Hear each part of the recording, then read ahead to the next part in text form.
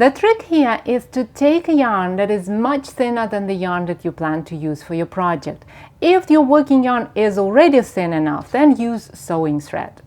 It also helps to have this yarn in a contrasting color because we're going to use this yarn as our scrap yarn when we cast on stitches. There is no need to cut a certain length of this yarn. You can work directly from the ball. Just make sure that it is at least 3 times the length of the future cast on edge. Align these 2 strands and hold them together with a knitting needle in your right hand like this. And then place the scrap yarn on your left thumb and the working yarn on your left index finger, and hold both strands with the rest of your left fingers. It is very important to have the scrap yarn on your left thumb, not on your left index finger, otherwise the method won't work. And then we follow the usual long tail cast on routine. We go into the loop that is formed by the scrap yarn at your left thumb, then pick the strand of the working yarn that comes from the index finger, pull it through the loop and tighten the first cast on stitch. And we keep doing that, going into the loop, picking the yarn out of the loop, tighten the stitch until we have as many stitches as we need for our project. When you're happy with the number of stitches, simply trim the yarn, leaving a medium-sized tail. There is no need to secure this yarn because the stitches are nicely secured by this long tail provisional cast on method.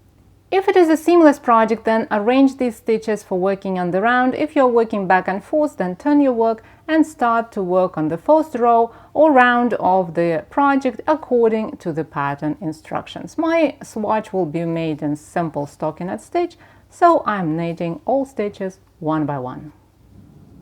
In most cases, we start to work on the open stitches with the right side row. So when it is time to pick up the open stitches from the scrap yarn, make sure the right side of the fabric is facing you and the cast on edge is at the top. We start to pick up from the left side of the edge because we want to have the needle ready for working the right side row right after we pick up stitches and avoid transferring stitches from needle to needle. The first stitch at the left side of the edge is a half stitch and it is twisted.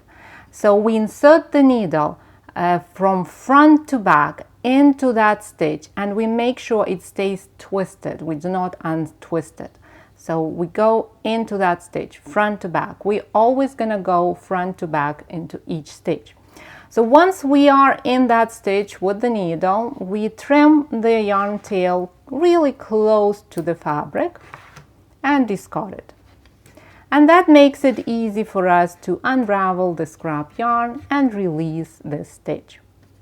And then we go into the next stitch. See, because the scrap yarn is so thin, the stitches are of exactly the same size, they're uniform. And because the scrap yarn is in a contrasting color, we can clearly see where we should insert the needle. And we go front to back again and undo the scrap yarn. And then we go into the next stitch and the stitch after that. When we notice that the scrap yarn gets too long and it takes time to pull it out of the stitches, as it is the case right now, simply trim that scrap yarn. It's not our goal to preserve the scrap yarn. Our goal is to pick up stitches as fast and efficient as we can.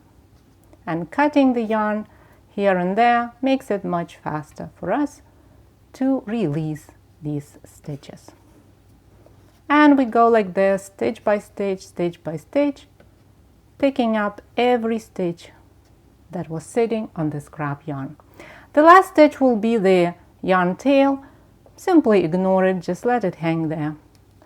And once you pick up all stitches, you will see that you have the same number of stitches as the number of stitches that you cast on. And all thanks to that half stitch that we picked up at the left side of the edge.